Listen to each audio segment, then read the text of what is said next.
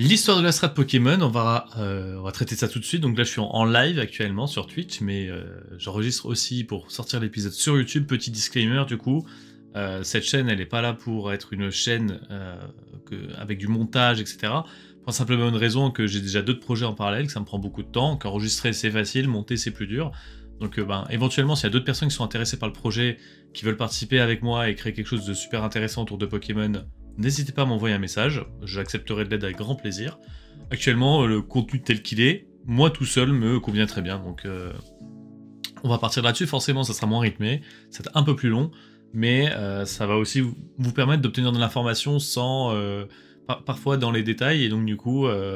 parce que lorsqu'on fait du montage, forcément, on se débarrasse souvent des parties qu'on va considérer superflues parce que ça prend beaucoup de temps pour un apport d'information qui est assez faible, mais ça reste de la petite information en plus. Donc voilà, quand on est en live sur Twitch, on gagne ça, et là actuellement, la vidéo dans ce format-là, c'est ce que vous allez gagner. Et de temps en temps, il y a des personnes dans le chat qui disent des choses et je vais parfois y répondre. Pas toujours, vu que j'essaie d'être un minimum fluide, bien évidemment. Voilà. Donc là, l'histoire de Pokémon, l'histoire stratégique de Pokémon, en fait, premièrement, je pars du principe que la plupart d'entre vous ont vu des vidéos histoire stratégique de Fildrong, parce qu'en fait, si jamais c'est pas le cas, n'hésitez pas à aller les regarder, ça va être très complémentaire. En fait, ce que je fais est plutôt complémentaire à ce qu'il a fait, je vais pas refaire tout son boulot, qui est un boulot qui va dans le détail, qui regarde les stats, les types, etc., qui explique en fait d'une génération à l'autre comment les choses évoluent. C'est vraiment très intéressant, sauf qu'en fait, dans son analyse, il y a un truc qui me chiffonne un peu, c'est lorsqu'il traite des sujets de la première et de la deuxième génération, voire même de la troisième génération, parce que dans l'histoire de la stratégie Pokémon, en tout cas du point de vue français, c'est pas du tout comme il le dit que ça s'est passé. Enfin, voilà. C'est une vision qui est très smogonienne, finalement, des formats Smogon, donc les Smogon, qui est la communauté... Enfin, qui est le format compétitif créé au départ par la communauté de fans de Pokémon. Et donc on va aussi partir sur l'historique de Smogon aussi, enfin comment Smogon est devenu aussi puissant, aussi important pour tous les grands joueurs de Pokémon, pour tous les gens qui aiment la stratégie Pokémon. Et éventuellement je ferai aussi une petite déviation sur le présent vis-à-vis de ce Smogon là, si jamais ça intéresse des gens. Bon. L'histoire de Pokémon, l'histoire de la stratégie Pokémon, elle est forcément subjective en quelque sorte, donc je vais un peu vous retracer mon parcours. Je fais partie de ces gens qui ont connu Pokémon à sa sortie en tant qu'enfant. J'étais dans la cible, pile dans la cible de Pokémon quand c'est sorti. J'avais 10 ans quand Pokémon est apparu en France. C'est littéralement l'âge auquel le Pokémon target des gens de cet âge-là, et c'est là où on va être le plus touché à cœur. Avant, on lit moins bien, ou on sait pas encore lire. Quand on est très jeune, on sait pas lire. Le jeu peut demander de la complexité, etc. Donc on peut apprécier le Pokémon, mais je trouve quand même que au moment où on développe plus notre intelligence, qu'elle soit mathématique, qu'elle soit dans le français, dans le parler, dans la lecture, etc., je pense que c'est un jeu qui s'apprécie plus. Et en même temps, le jeu ne ciblait pas non plus les adolescents, donc ça ciblait vraiment les kids, quoi. Donc j'étais vraiment dans cette tranche d'âge, donc j'ai vraiment été complètement happé par cette vague de Pokémania. J'adorais Pokémon, j'étais un méga grand fan de Pokémon, j'ai poncé le jeu comme pas possible, et en fait du coup, mais je me suis aussi intéressé très tôt au potentiel stratégique de Pokémon. C'est-à-dire qu'à une époque où, alors il y a aussi un truc en France, c'est que alors je sais pas si c'est le cas dans les autres pays ou si c'est encore le cas maintenant, mais au primaire, Pokémon c'était à la mode, et en gros pour être dans le coup il fallait jouer à Pokémon. Autant arrivé au collège, Pokémon c'est un truc pour les gamins, et si tu jouais à Pokémon, on te considérait comme un con, quoi. T'étais traité comme un con, sauf que moi je fonctionne pas vis-à-vis des autres en fait, ou vis-à-vis de la mode je m'en bats les couilles. Et donc du coup ce qui s'est passé, c'est que Pokémon je l'avais acheté 4 mois plus tôt. C'est pas parce que je passe au collège que je vais arrêter, donc du coup j'étais pas entouré de gens qui étaient hype pour jouer à Pokémon, quoi. J'étais vraiment un peu dans mon coin à m'intéresser au potentiel de Pokémon. Je voyais très bien que ça allait au-delà du dessin animé qui a targeté les kids, et je voyais très bien le potentiel du jeu à pouvoir toujours me passionner au travers les âges, tellement les mécaniques offre de possibilités, et voilà. Ça, je voulais explorer cette partie-là, et voilà. Et donc du coup, je me suis toujours intéressé en fait à ce qu'il pouvait y avoir comme tournoi Pokémon. Donc du coup, à ma portée, j'ai toujours essayé de savoir s'il y avait un tournoi quelque part. C'est l'époque aussi où Internet s'est démocratisé dans les foyers, et pas de façon linéaire. Enfin, à une époque où 20% des foyers avaient Internet, tout le monde n'avait pas 20% d'Internet, quoi. Il y avait des personnes qui avaient Internet et d'autres qui en avaient pas. Je me souviens par exemple que quand Pokémon est sorti, j'ai un ami qui avait Internet chez lui. Je jouais à Adi, sur lequel il était mention de services en ligne, de cours en ligne payants, et donc du coup il était question d'Internet. Alors que moi, je n'ai eu Internet par exemple qu'en 2002. Donc c'est-à-dire qu'entre 99, la sortie de Pokémon, et 2002, ma seule façon d'avoir des news sur Pokémon, c'était les magazines, etc.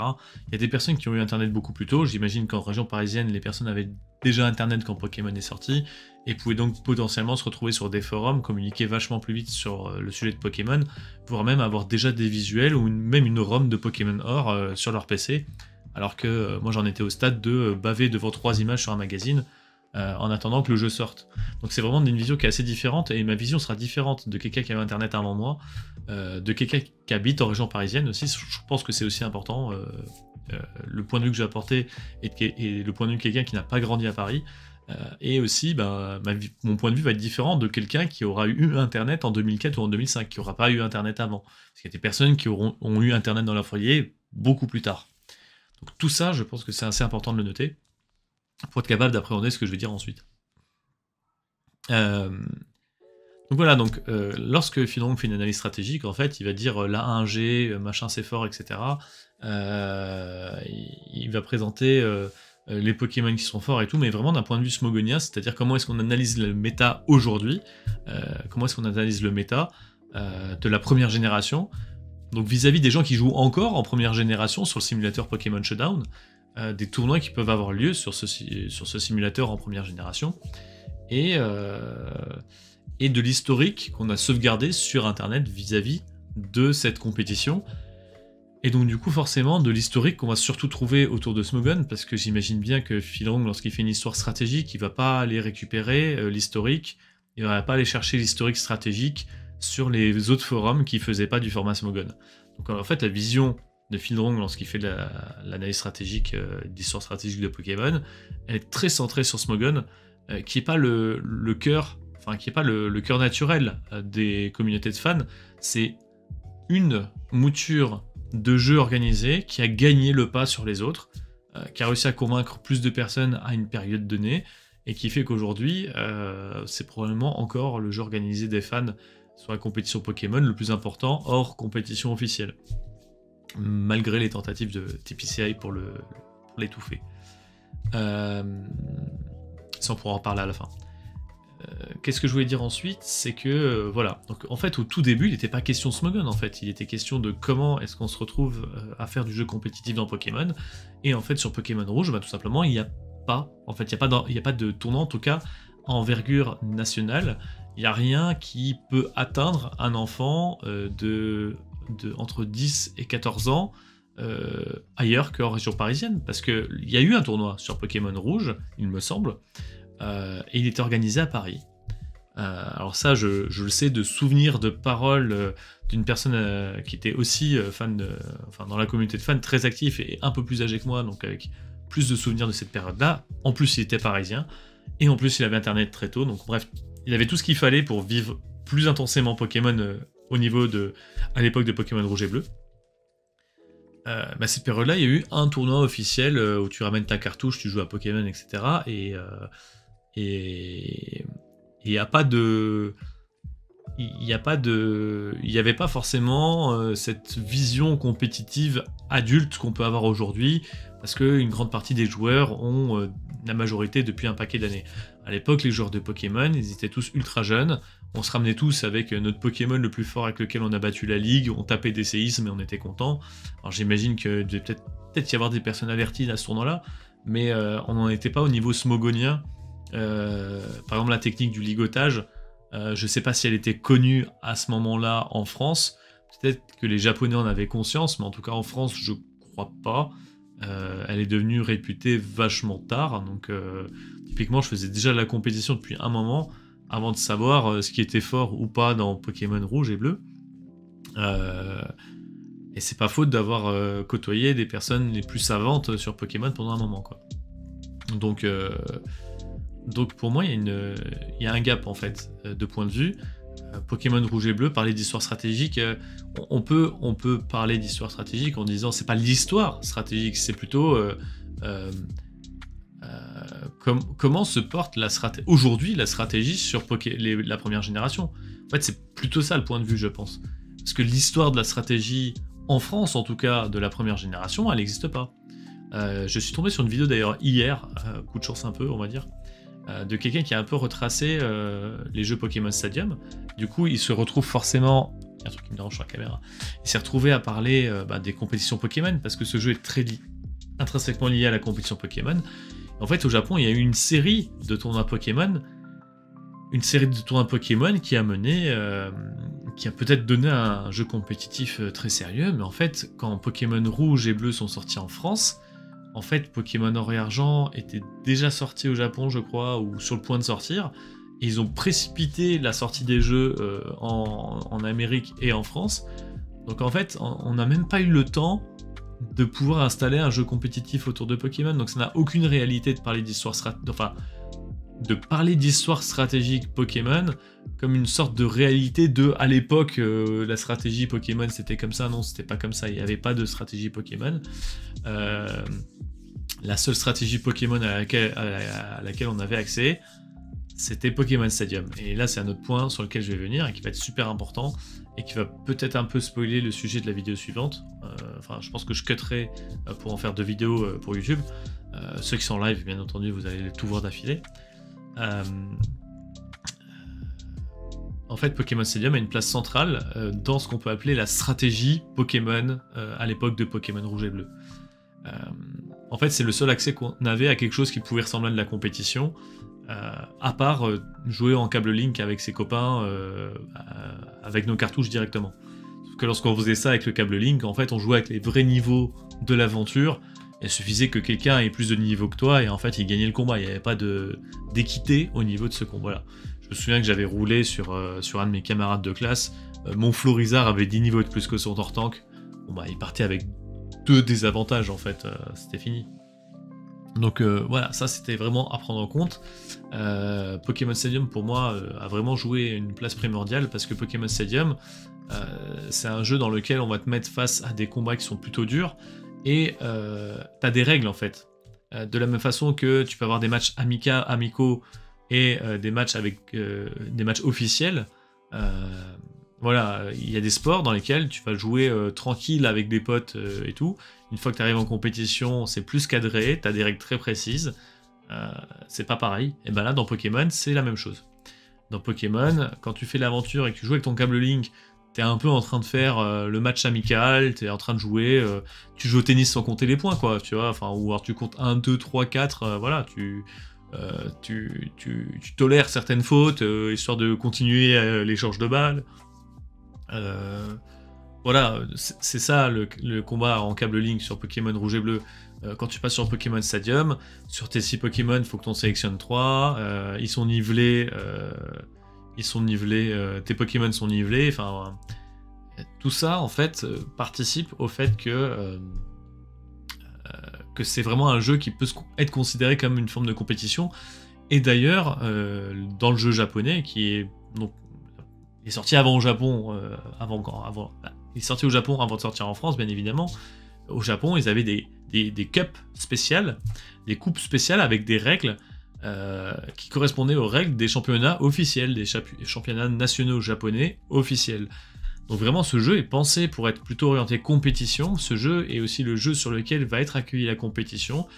2 personnes avec un jeu Pokémon se branchent sur un Nintendo 64 pour que les combats Pokémon soient montrés en 3D, que ça soit plus joli, plus lisible, plus suivable par le public.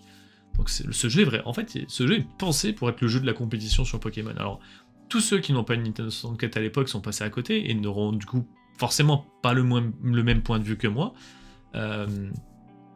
Mais je pense que par rapport à beaucoup de personnes qui étaient à la même époque que moi, sans internet, et donc sans accès aux tournois Pokémon qui avaient pu être mis en place à Paris, bah, je pense que j'étais plus proche d'un joueur compétitif que la plupart des gens à ce moment-là.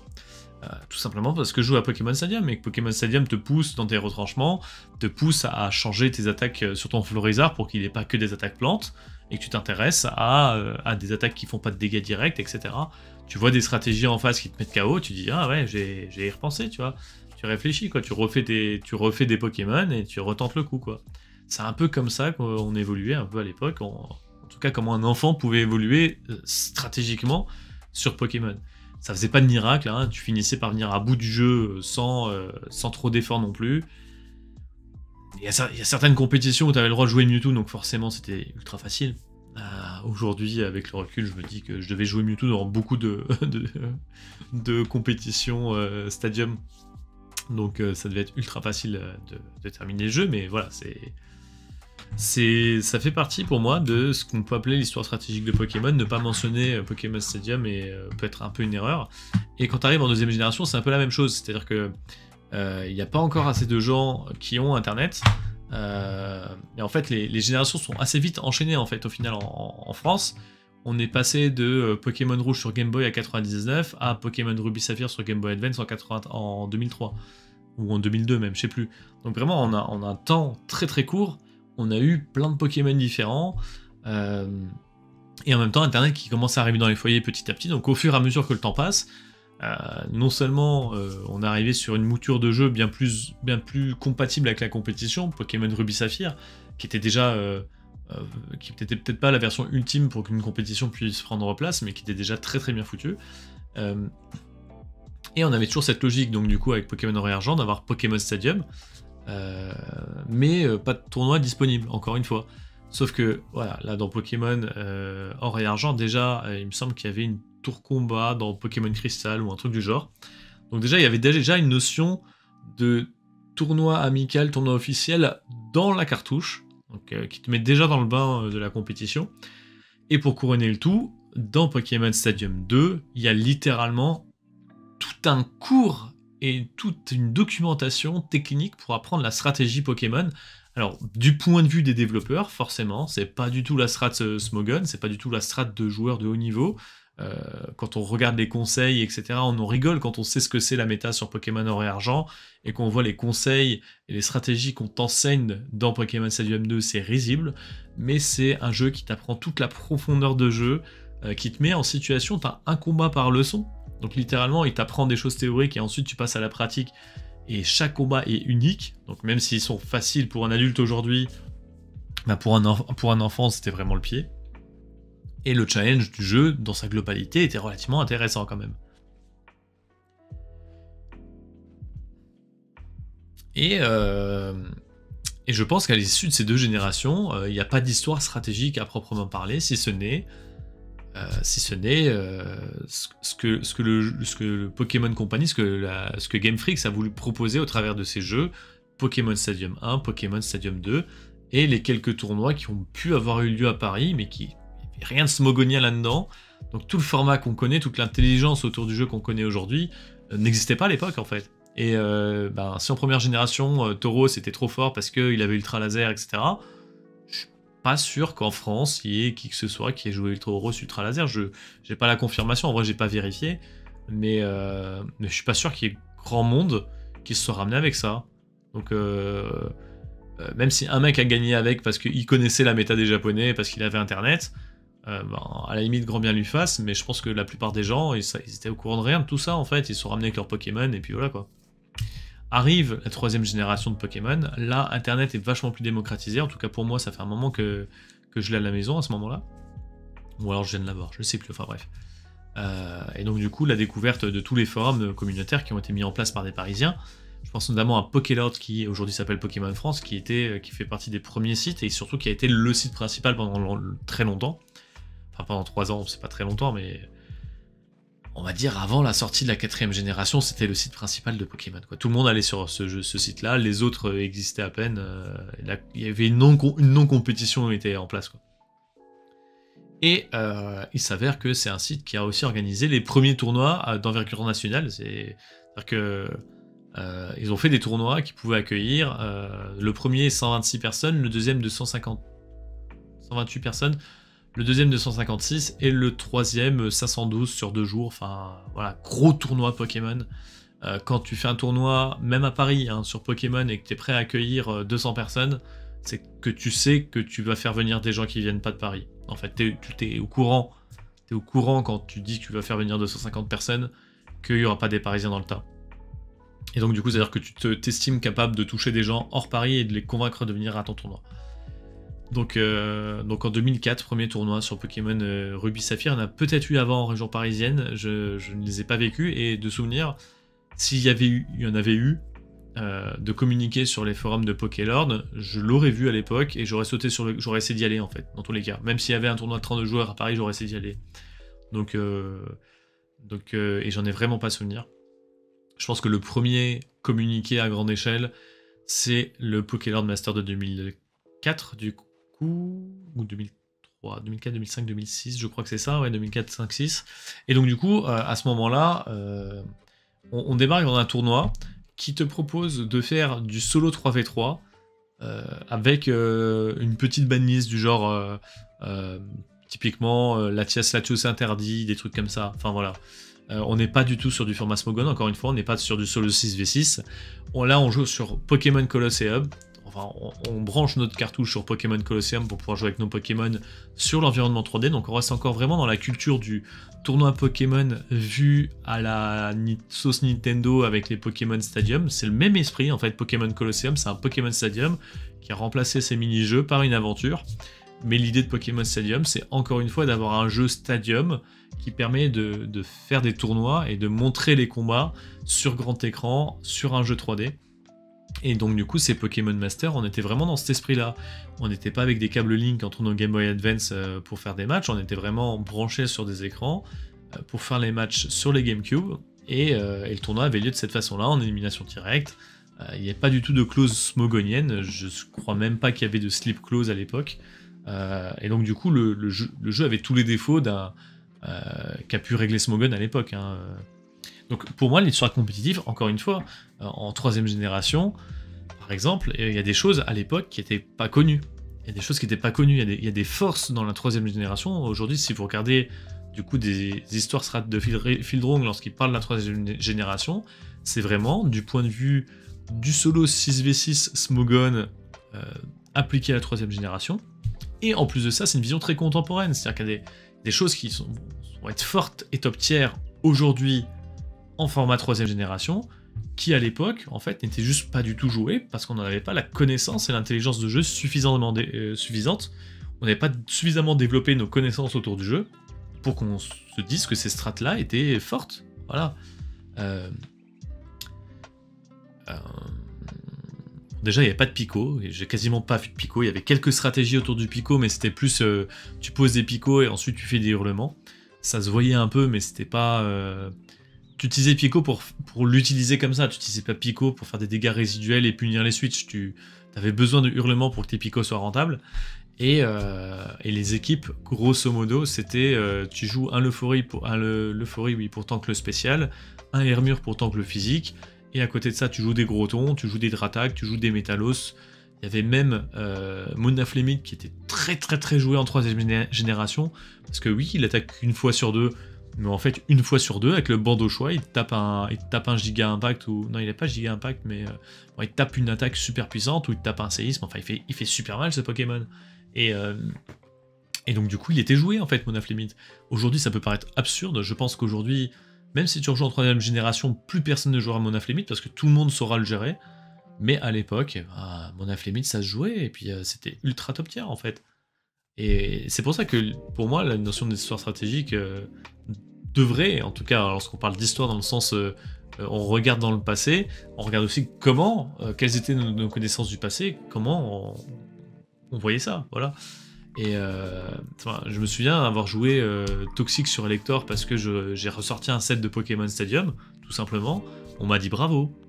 j'ai joué Terraclope avec Malédiction, on m'a dit bravo. Enfin, c'est juste naze, même en 3ème génération, même en solo 3v3 3ème génération, ces stratégies sont nulles. Mais on m'a dit bravo parce qu'en fait, à l'époque, on n'avait pas l'intelligence de jeu suffisante. On voyait un mec faire peut-être un peu différent des autres, et on se disait, ouais, trop bien, trop cool, tu vois. Enfin, c'était l'état d'esprit de l'époque. Donc voilà, pour moi, l'histoire stratégique Pokémon, c'est ça. C'est pas... alors forcément, encore une fois, c'est une subjectivité, et j'assume ma subjectivité. J'estime pas avoir la vérité absolue sur les sujets dont je parle. Par contre, j'apporte une vision, un point de vue, qui n'est pas celui, qui n'est pas partagé, qui n'est pas celui des vidéastes que je suis. Et donc du coup, moi, ça me fait réagir, ça me donne envie d'en parler. Ensuite, à partir de la 4ème génération, là, c'est légèrement différent. 4ème génération, donc on parle plutôt de 2007. 2007, Internet est vraiment très démocratisé. C'est-à-dire qu'on arrive vraiment dans une période où des personnes qui sont au collège ont quasiment que connu la vie avec Internet. Ils étaient trop jeunes pour vraiment se souvenir de la vie sans Internet. Et en plus de ça, on commence à voir l'influence des États-Unis et donc l'influence des communautés Pokémon états-uniennes. On commence à communiquer avec et à se rendre. Quelques personnes françaises qui parlaient bien anglais, qui lisaient bien l'anglais, ont découvert la communauté Smogon, les règles de Smogon, qui étaient très développées, et ont apprécié très vite les règles de Smogon parce qu'elles répondaient à des problématiques auxquelles on faisait face lorsqu'on jouait à des tournois de fans jusqu'à maintenant. C'est-à-dire, il y avait des clauses pour des choses qui posaient vraiment problème. Il y avait des slip clauses, des freeze clauses, il y avait même des evasion clauses, on n'a pas le droit de jouer des objets qui augmentent l'évasion, enfin... alors je sais pas si c'était officiel dans Smogon, mais on était encore dans une période où on s'inspirait, mais on suivait pas la lettre, donc certains tournois ne suivaient pas 100% Smogon, ils interdisaient un truc en plus que Smogon n'interdisait pas, etc. Mais on suivait, globalement, les tournois suivaient, grosso modo, cette idée du combat sur cartouche, en 6v6, à travers le mode de combat que propose la cartouche, c'est-à-dire règle tout est permis, en quelque sorte, et on change complètement de paradigme. On n'est plus dans le paradigme Nintendo, où on passe par le jeu sur la console de salon, et où on applique les règles que propose la console. Là, on passe sur directement la cartouche, et on fait nos règles nous-mêmes. Donc il y a une banlist de Smogon qui bannit certains Pokémon, qui sont pourtant des Pokémon autorisés de façon générale dans le jeu, qui ne sont pas des Pokémon légendaires, qui sont des Pokémon communs, sauf que certains sont trop forts, rendent la stratégie trop douloureuse, et donc du coup il y a des bans qui ont lieu. À l'époque il y en avait peu, mais il y en avait quand même. Et potentiellement, s'il y a un légendaire qui est pas si fort que ça, il est autorisé en fait. Je crois que Mew a jamais été interdit, par exemple, chez Smogon. À vérifier, mais je crois que même qu'en 4ème génération, Mew était autorisé. Mew, il n'a jamais été autorisé dans aucun tournoi et aucune règle officielle, si ce n'est très récemment dans les règles série 13 sur Pokémon Épée et Bouclier. Mais la série 13 n'ayant pas pour vocation à être jouée compétitivement, c'est plus une compétition, un format fanservice, qui d'ailleurs prend fin septembre. Là, donc, quand cette vidéo sort, c'est peut-être déjà fini, je sais pas quand je la sors, donc voilà. Pour ceux qui sont sur YouTube. Mais voilà, Smogon, en fait, ça arrive en France assez tardivement, finalement. En tout cas, ça arrive dans les compétitions françaises assez tardivement. Je me souviens qu'en 2007, avant que je débarque à Paris, donc avant les vacances d'été, j'avais été dans un tournoi Pokémon organisé par un organisateur parisien de tournois plus petits, qui a commencé à faire des tournois un peu partout en France. Donc il était dans ma région, j'ai été au tournoi, et c'était encore ce format sur cartouche, solo 3v, enfin, comme les Lord Master en fait, comme les Pokémon Master de l'époque, et donc du coup on n'est vraiment pas du tout sur le paradigme Smogon. C'est en débarquant sur Paris quand j'ai commencé à découvrir des tournois, il y en avait plusieurs qui proposaient d'utiliser les règles de Smogon, qui ont du coup été embrassées à ce moment-là. Et je me souviens, un truc qui était...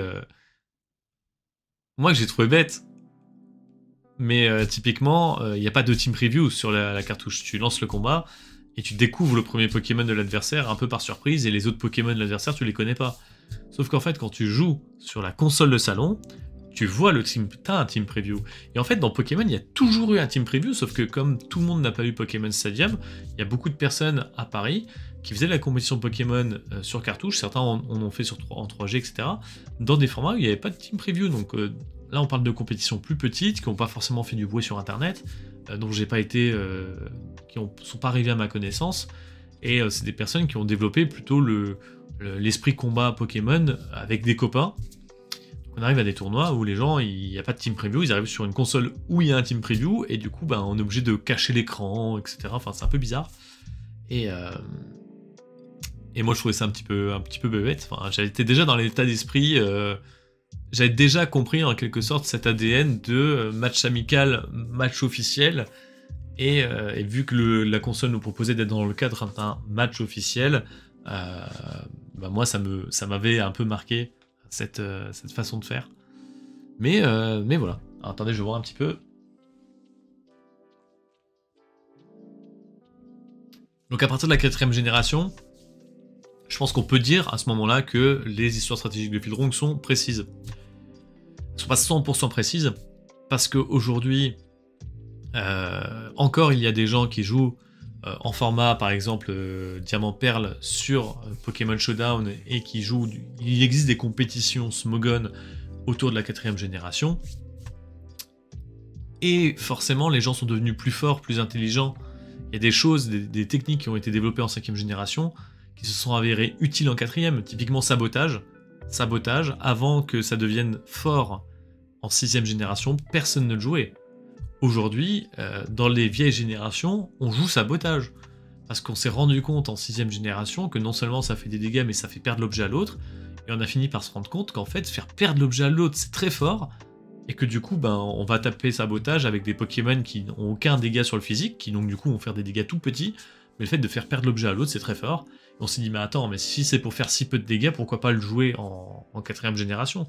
Et c'est ce qui s'est passé, on joue sabotage sur des vieilles générations, alors qu'à l'époque, c'était hors de question de jouer cette attaque, c'était même pas considéré comme une attaque compétitive. Donc voilà, l'histoire stratégique aujourd'hui, enfin la photo qu'on a aujourd'hui de la stratégie en 4ème génération, est pas la même que comment la stratégie était jouée à l'époque, à ceci près qu'aujourd'hui, sur Smogon, il y a tout l'historique qui a été conservé. Et donc du coup, c'est vrai que là, pour le coup, Field s'en sert quand même, et regarde les usages dans les années passées, et donc du coup a une vision plus précise de ce qu'était la strat à l'époque, et il compare les choses de ce genre. Et pour la suite, bien forcément, plus on avance dans les générations, et plus on se rapproche de ce qui est aujourd'hui, la strat sur Smogon.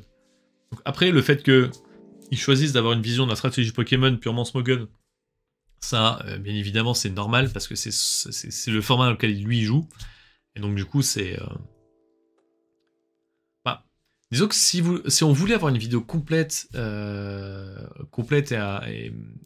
et apprendre plein de choses de façon très profonde sur Pokémon, ça serait cool d'avoir une vidéo qui ajoute, qui amène les ajouts de ce qu'a pu être, par exemple, la compétition officielle, le rapport entre les deux, dans le cœur de la communauté, quelle est la proportion de joueurs qui jouent à l'un et à l'autre, etc.